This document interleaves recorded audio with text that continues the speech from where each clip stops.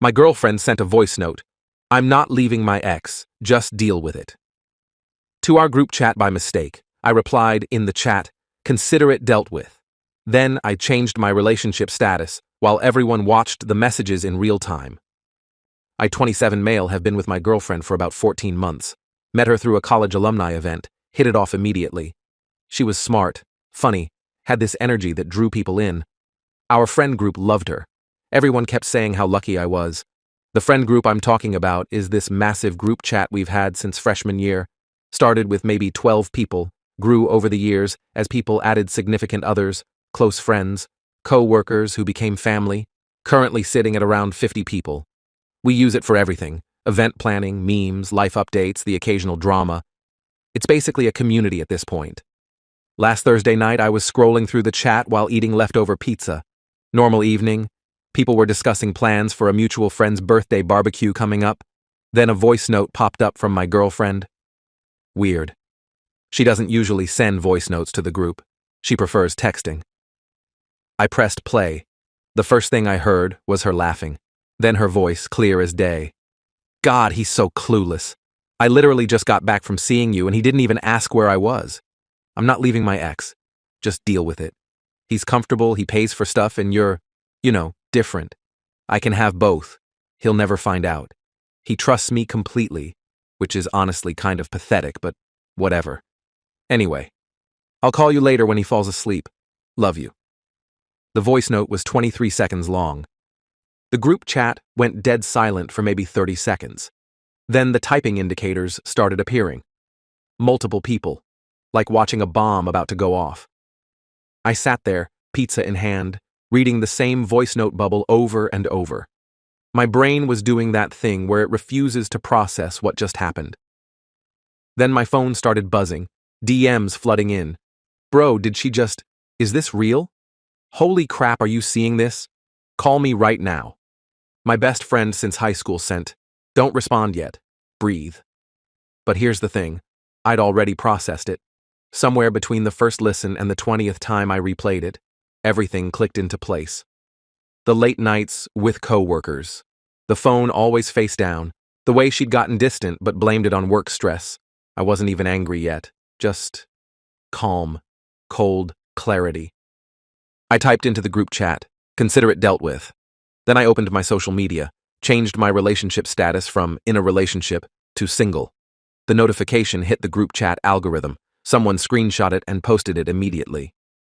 He just changed his status. Legendary. Bro said consider it dealt with and meant it. My phone rang. Her name. I declined. It rang again. Declined. Then the texts started. That wasn't meant for the group. Call me. It's not what it sounds like, I can explain. Why aren't you answering? Hello? I muted her number. The group chat was going absolutely nuclear. People were reacting to her voice note with every emoji known to mankind. Someone played it back and transcribed it for anyone who couldn't listen with sound. Another person posted, he trusts me completely, which is honestly kind of pathetic, with the clown emoji. Her best friend, who's also in the group, tried to do damage control. Guys, can we not do this publicly? There's obviously some misunderstanding. My roommate replied, what's the misunderstanding? She said she's not leaving her ex and called him pathetic. Pretty clear audio quality. Dead silence from the best friend after that. I finished my pizza. Watched the chaos unfold. Didn't feel a thing yet. That would come later. Around midnight, the doorbell rang. I checked the camera. Her, mascara running, looking frantic. I didn't open it. Please let me in. It was a joke. I was just venting to my friend. I didn't mean any of it. I spoke through the door camera intercom. You said you're not leaving your ex. Cool. Go be with him. We're done. It's not like that. Please. Good night. Turned off the intercom. She stood there for 20 more minutes before her best friend picked her up. The building security camera caught her crying in the parking lot. I didn't watch that part until the next day. Slept like a rock, weirdly. Woke up to 200+ messages in the group chat and a whole new level of drama I wasn't ready for. Update 1. 3 days later. Holy crap. Okay. I didn't expect this to blow up the way it did, both in the group chat and apparently now everywhere because people keep screenshotting and sharing. So here's what happened since Thursday. Friday morning, I woke up and finally let myself feel it. The anger, the betrayal, the embarrassment. Took a long shower, punched a wall, don't recommend, hurt like hell, and then sat down to assess the damage. First thing, her stuff was still at my apartment. Not a lot, she never officially moved in, but clothes, toiletries, a phone charger, some books. I packed it all into a box, took photos of everything for documentation, and texted her sister, only number I hadn't blocked yet. Her belongings are boxed and in my building's lobby. She has until 5 p.m. to collect them. Her sister, who I actually liked, responded, "I'm so sorry about what happened. I'll make sure she gets them." For what it's worth, I had no idea. Appreciated that. Appreciated. By noon, the group chat had turned into a full investigation.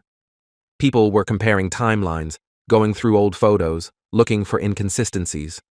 One person found a picture from 3 months ago where she'd posted being at a work dinner, but someone else spotted her ex's car in the background of a mirror reflection.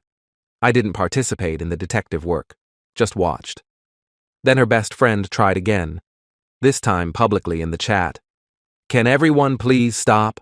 You're all being really cruel. She made a mistake, but this kind of mob mentality is toxic. People should be allowed to work through relationship issues privately." My cousin, who's also in the group, responded. She chose to air it publicly when she sent a voice note to 50 people about cheating on him. Also, calling your boyfriend pathetic while admitting you're using him isn't a relationship issue. It's just being a terrible person. Her best friend left the chat after that. But here's where it gets interesting. Around 3 p.m. Friday, I got a call from a number I didn't recognize. Against my better judgment, I answered. It was her ex, the one she'd been sneaking around with. "Hey man, I know this is weird, but I wanted to reach out." "Okay." "I just found out what happened with the voice note. She told me you two had broken up months ago, that you were just roommates figuring out the lease situation. I had no idea you were still together." I laughed. Actually laughed. "Broken up months ago? We literally went to my company holiday party together last month. She met my CEO. Long pause. "She told me you were pretending for your job, some work politics thing. That's creative. Look, I'm not trying to start anything. I just wanted you to know I'm done too. I don't mess with people's relationships knowingly. She played both of us. We talked for maybe 10 minutes, compared notes. Turns out she'd been running this game for about 5 months.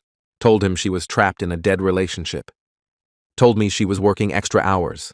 The woman had scheduling skills that would make a NASA engineer jealous. He apologized multiple times. I told him we're good. He didn't know. We're not going to be friends or anything, but I didn't have anger toward him. The anger was focused elsewhere. Saturday brought the entitlement parade. Her mom called. Not sure how she got my number. Probably through her daughter's phone. "Hello, is this my daughter's boyfriend?"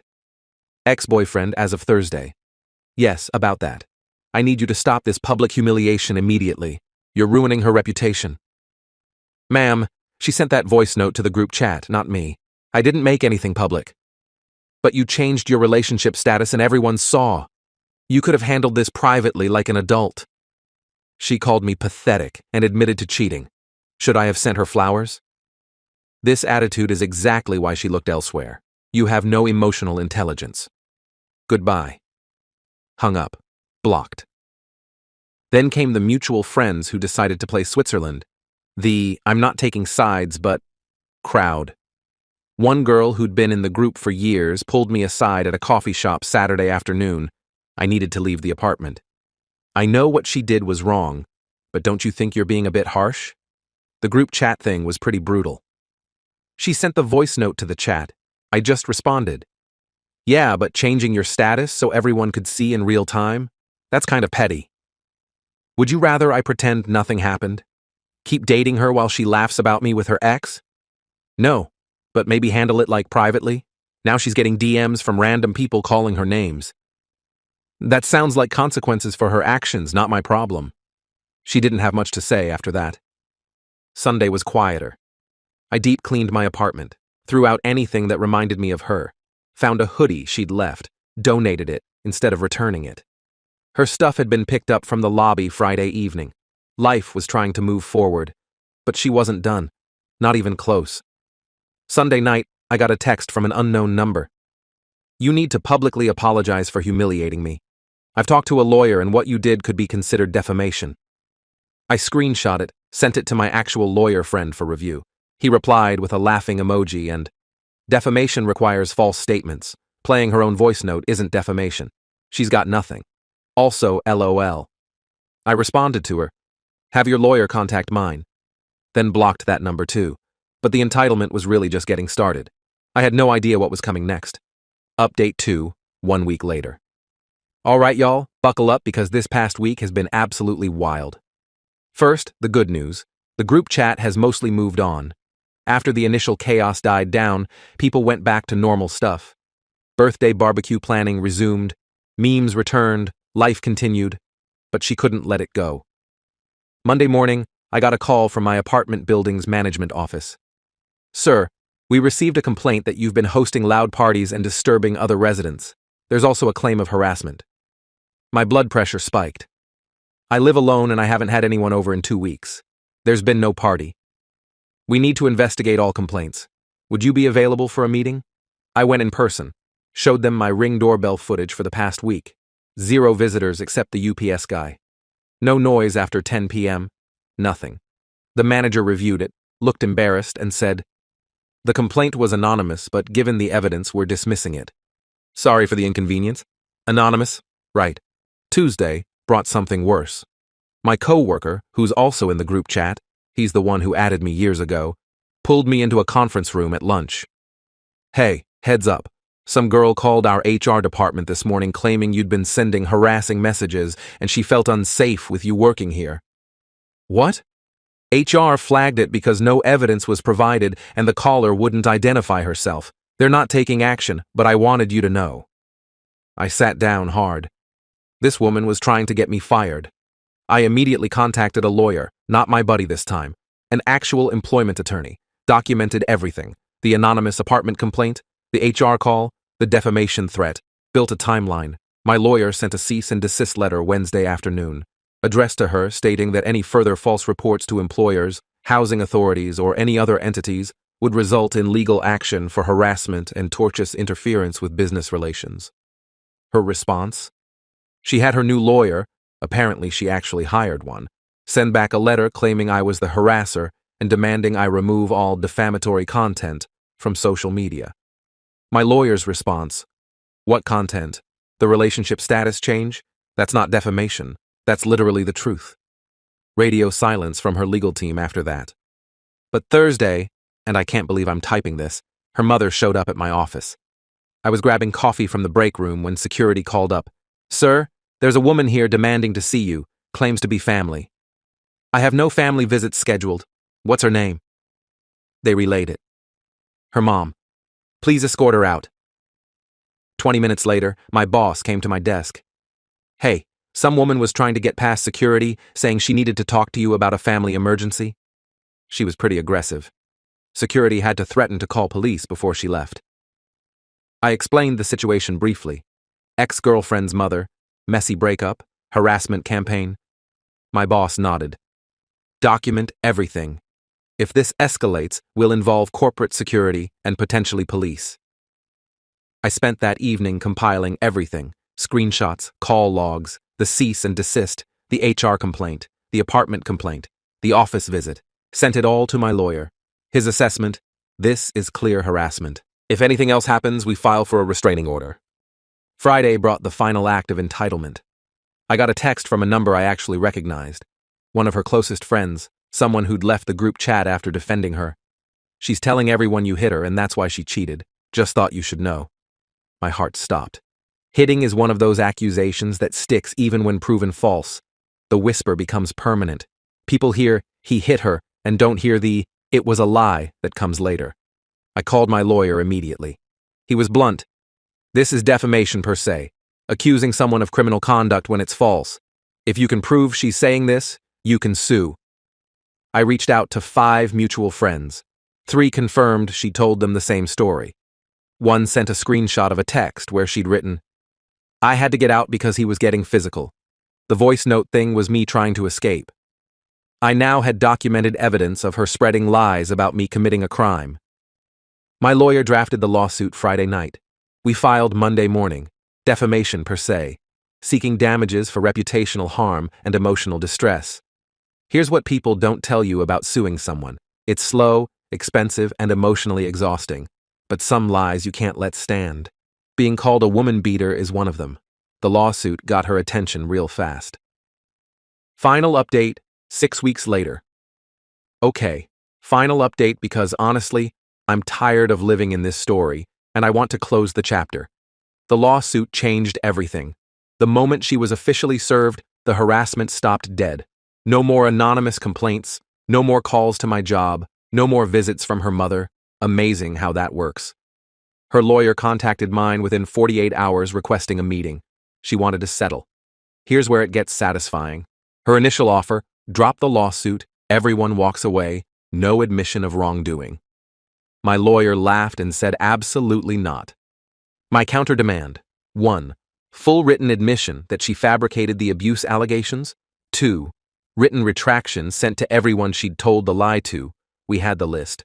3. Public apology posted to social media acknowledging she lied about me being violent. 4. $5,000 in damages to cover my legal fees. 5. No contact order. She's legally prohibited from contacting me, my workplace, my residence, or my family. Her lawyer pushed back hard. My client can't admit to defamation that opens her up to.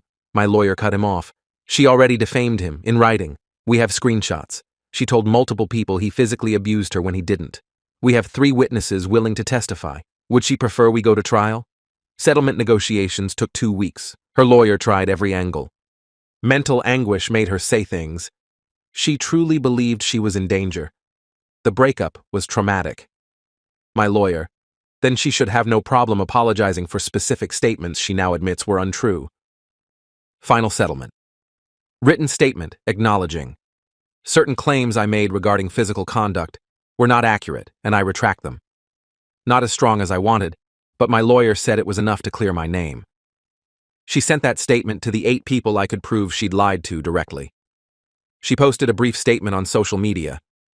I made some claims about my ex-boyfriend that were not true.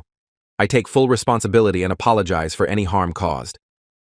She deleted it after 24 hours, allowed under the agreement, but enough people screenshotted it. $3,500 to cover most of my legal fees. Her insurance paid it, I think. 2-year no contact order. If she contacts me, my employer, or my residence, I can pursue criminal harassment charges. Not the scorched earth victory some people wanted, but real life isn't a movie. In real life, you take the settlement that protects you and move on. The group chat fallout was interesting. After the lawsuit was filed and word got around about the abuse lies, her remaining defenders went quiet. Even her best friend, who'd left the group chat, reached out to me privately. I had no idea she was telling people that. I defended her because I thought the voice note was just her being stupid, not because I thought you did anything wrong. I'm sorry. I accepted the apology. People make mistakes backing the wrong person. It happens. Her ex, the one she'd been cheating with, texted me when the social media apology went up. Saw she admitted to lying. Glad you got some justice. For what it's worth, she tried the same thing with me when I cut her off. Told people I was obsessive and wouldn't leave her alone. Some people just can't accept consequences. We're not friends, but we've exchanged maybe 3 texts total. Weird club to be in. As for her, last I heard through the grapevine, she moved back in with her parents. Lost some friends over the whole situation. Turns out people don't love being lied to, especially about serious stuff like abuse. The ex she'd been cheating with blocked her after he found out about the defamation stuff. Her job situation is apparently fine, which is whatever. I didn't want her fired. I wanted her to stop lying about me. Me? I'm doing okay. Therapy's helping process the betrayal and the whiplash of being accused of something I never did. Trust is going to take a while to rebuild. I'm not dating yet, not ready. The group chat is still active. We don't talk about her anymore. The birthday barbecue happened. I went, had a good time, life continued. Someone made a brief joke about voice notes and everyone laughed. That's healing, I guess. My roommate asked me last week if I regret how I handled it, responding in the group chat, changing my status publicly. I thought about it. No. She sent that voice note to 50 people. She called me pathetic. She said I'd never find out. If I'd handled it privately, she would have spun the narrative however she wanted. The public nature of it made lying harder. Fair enough. Here's what I learned from all this.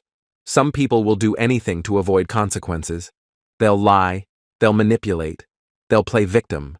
And when you hold firm, when you refuse to be gaslit into thinking you're the problem, they escalate until they can't anymore. She bet on me being too embarrassed or too nice to fight back publicly. She lost that bet. To everyone who sent support through this, thanks. To the "you should have handled it privately" crowd, respectfully, no. Some things need witnesses, some lies need public correction, and some mistakes are actually just who people really are when they think no one's watching. She thought no one was watching. 53 people were watching. Consider it dealt with.